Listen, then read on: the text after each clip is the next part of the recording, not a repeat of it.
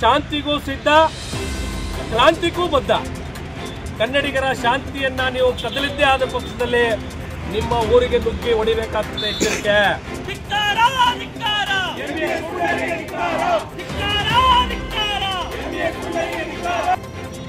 ಮರಾಠಿಗರನ್ನ ಓಲೈಸುವಂತಹ ಪ್ರವೃತ್ತಿ ಕನ್ನಡಿಗರಿಗೆ ಅಲ್ಲೇ ಆದಾಗ ಯಾಕೆ ನಿಮಗೆ ಬರಲಿಲ್ಲ?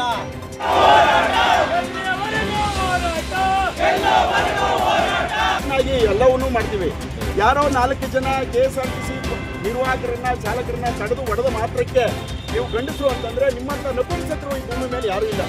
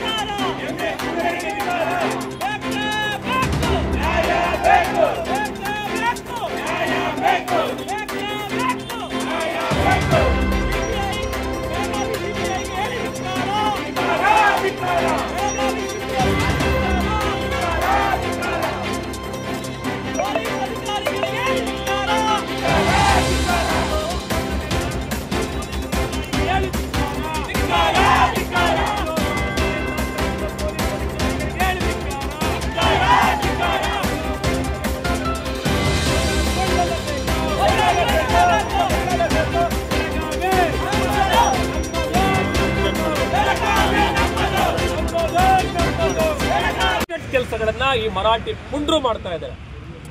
ನಾವು ಈಗಾಗಲೇ ಒಂದಷ್ಟು ಸಾರಿ ಎಚ್ಚರಿಕೆಗಳನ್ನ ಕೊಟ್ಟಿದ್ದೇವೆ, ಹೋರಾಟಗಳನ್ನು ಮಾಡಿದ್ದೇವೆ. ಆದ್ರೆ ಶಾಂತಿಗೂ ಸಿದ್ಧ, ಕ್ರಾಂತಿಗೂ ಬದ್ಧ. ಕನ್ನಡಿಗರ ಶಾಂತಿಯನ್ನ ನೀವು ಕದಲಿದ್ದೇ ಆದ ಪಕ್ಷದಲ್ಲಿ ನಿಮ್ಮ ಊರಿಗೆ ನುಗ್ಗಿ ಹೊಡಿಬೇಕಾಗ್ತದೆ. ಎಚ್ಚರಿಕೆ. ಇವತ್ತು ಕನ್ನಡಿಗರನ್ನ ನೀವು ಒಬ್ಬ ಕನ್ನಡದ ಬಸ್ ಚಾಲಕನ ಮೇಲೆ ನೀವು ಹಲ್ಲೆಯನ್ನ ಮಾಡಿ ಆತನ ಮೇಲೆ ಸುಳ್ಳು ಮೊಕದ್ದಮೆಯನ್ನು ಸಹ ದಾಖಲಿಸಿ ನಂತರ ಪದೇ ಪದೇ ಕರ್ನಾಟಕ ಸಾರಿಗೆಯ ಸಂಸ್ಥೆಗಳ ಬಸ್ಸಿನ ಮೇಲೆ ನೀವು ಕೃತ್ಯಗಳನ್ನು ನಡೆಸ್ತಾ ಇದ್ದೀರಿ. ಇದನ್ನು ನಮ್ಮ ಕನ್ನಡಿಗರ ವಿಜಯಸೇನೆ ಖಂಡಿಸ್ತದೆ. ಎಲ್ಲಿಯವರೆಗೆ ನೀವು ಕನ್ನಡಿಗರ ಭಾವೈಕ್ಯತೆಗೆ ಧಕ್ಕೆಯನ್ನು ತರ್ತಾ ಇರ್ತೀರಿ, ಒಂದಲ್ಲ ಒಂದಿನ ನಿಮಗೆ ಏಟು ಕಟ್ಟಿಟ್ಟ ಬುತ್ತಿ.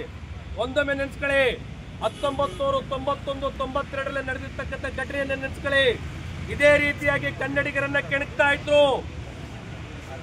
ಪಕ್ಕದ ಏನಾದ್ರೂ ತಮ್ಮ ಅಟ್ಟಹಾಸವನ್ನ ಬೆಳಗಾವಿಯಲ್ಲಿ ಮೆರೆದಿದ್ದೇ ಆದ್ರೆ ನಾವು ಬೆಳಗಾವಿಗೂ ನುಗ್ಗಿ ಹೋರಾಟಗಳನ್ನ ಬೆಳಗಾವಿಗೆ ನುಗ್ಗಿ ಪ್ರತಿಭಟನೆಗಳನ್ನ ಬೆಳಗಾವಿಗೆ ನುಗ್ಗಿ ಮರಾಠಿಗರನ್ನ ಹೊಡಿಬೇಕಾಗ್ತದೆ. ಹುಷಾರ್, ಹೇಳ್ತಾ ಇದೀವಿ. ಇದೇ ಕೊನೆ ಆಗ್ಲಿ. ಇಲ್ಲ ಅಂದ್ರೆ ಬೆಳಗಾವಿ ಪುಂಡರಿಗೆ ಕನ್ನಡಿಗರ ತಾಕತ್ತೇನು ಅನ್ನೋದನ್ನ ತೋರಿಸ್ತೀವಿ. ಇದು ನಮಗೆ ಸಿಕ್ಕಿರುವಂತ ಸಾಂಕೇತಿಕವಾಗಿ ಮಾಡ್ತಾ ಇರುವಂತ ಹೋರಾಟ. ನೀವು ಇದೇ ರೀತಿ ನಮ್ಮ ಕನ್ನಡಿಗರಿಗೆ ಚಾಲಕರಿಗೆ ಮಸಿ ಬಳಿಯೋದು, ಬಸ್ಸಿಗೆ ಮಸಿ ಬಳಿಯೋದು ಅದೆಲ್ಲ ತಿರ್ಗಾ ಮರುಕಳಿಸಿದ್ರೆ ನಿಮ್ಮ ಬಸ್ಗಳು ಕರ್ನಾಟಕಕ್ಕೆ ಬೆಂಗಳೂರಿಗೆ ಬರುತ್ತದೆ. ಆ ಬಂದಂತ ಬೆಂಗಳೂರು ಬಸ್ಗಳನ್ನ ಸುಟ್ಟಾಕುವಂತ ಇದಕ್ಕೆ ನಾವು ಹೋಗ್ಬಾರ್ದು ಅಂತ ಹೇಳಿ ಪ್ರತಿಭಟನೆಯನ್ನ ಮಾಡ್ತಾ ಇದ್ದೀವಿ. ಹಾಗಾಗಿ ನಾನು ಕೇಳ್ಕೊಳ್ಳೋದಿಷ್ಟೇ, ಬೆಳಗಾವಿಯಲ್ಲಿ 7 ಜನ ಶಾಸಕರು ಇದ್ದೀರಾ, ಮಂತ್ರಿಗಳಿದ್ದೀರಾ, ಯಾರು ಕನ್ನಡಿಗರ ಮೇಲೆ ಒಲವನ್ನ ತೋರಿಸಿದ್ದೀರಾ, ಯಾರು ಹೇಳಿಕೆಯನ್ನ ಕೊಟ್ಟಿದ್ದೀರಾ ಅನ್ನೋದನ್ನ ತಾವು ತಮಗೆ ಪ್ರಶ್ನೆ ಮಾಡ್ಕೊಬೇಕಾಗಿ ಕೇಳ್ಕೊಂತೀನಿ.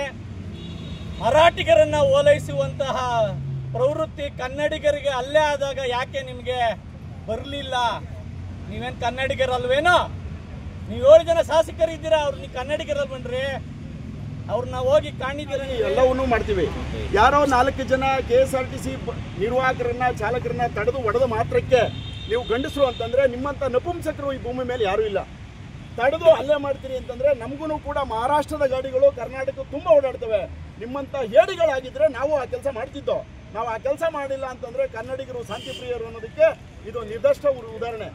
ಯಾವನೋ ಛತ್ರಿ ಮಾರೋನೆಲ್ಲ